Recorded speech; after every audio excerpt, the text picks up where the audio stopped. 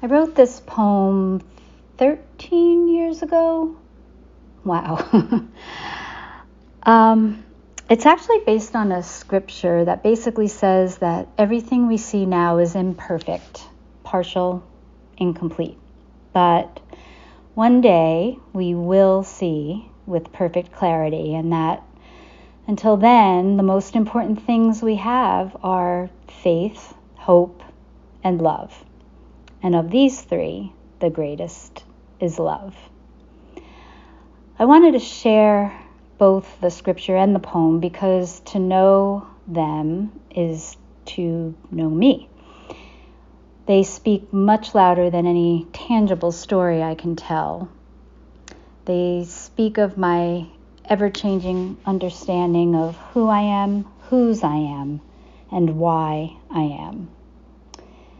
It speaks to the fact that I recognize and accept that my story really is just a sentence, a tiny part of a much bigger story. The one that was told before I was born is still being told and will be told after I'm gone. From the time I was little, I've always searched for the whys, and particularly for my why. I remember passing this cemetery on Ridge Street in Rye Brook, New York, where I grew up, on our weekly trips to the grocery store. I remember sitting in the back seat of our station wagon, just staring out the window as we passed and kind of wondering, where are these people now? Who were they? What did they do when they were here, and what are their stories? I know it's kind of weird for like an 8-year-old, but anyway, everything's always one big why for me. To this day, my questions never end. It's kind of all I do. How I'm wired, I guess. The fact is that there are so many answers that I'll never have, but that's okay. I've accepted that everything I know is impartial, but that I always have been covered and held in the gray and in grace. Every gray, grace-filled event in my life makes up my story and has led me to know and understand that while the story is ever changing, the constants are faith, hope, and love. And for me, that's enough. So even when I was bullied in elementary and middle school for being overweight, I had friends who told me that I was still okay. And this actually led me to later become a personal trainer, a youth leader, and a coach for others going through issues that I understood inside and out.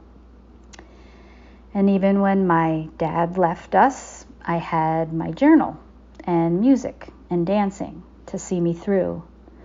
And that helped me to see firsthand and then to share to this day the healing power of the arts.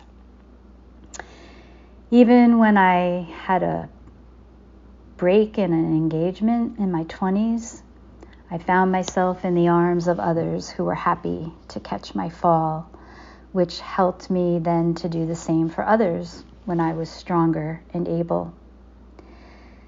And even when I struggled through years of juggling my business, traveling, and parenting, I had a loving husband who supported me every step of the way, who modeled unconditional love and selflessness in its purest form.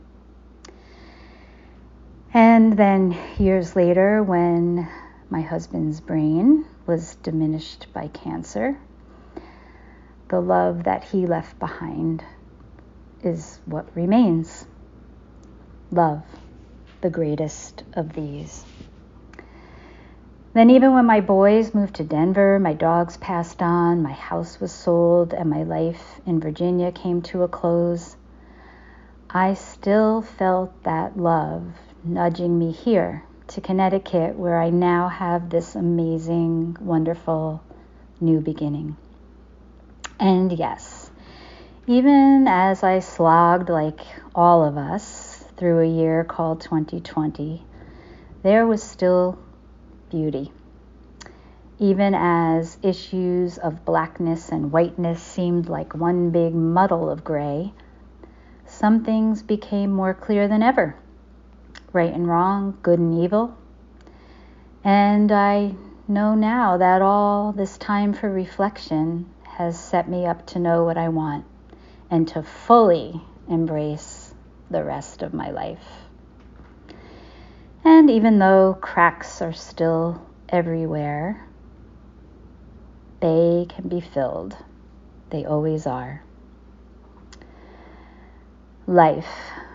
There's sorrows and joys, joys and sorrows, gray, grace, repeat.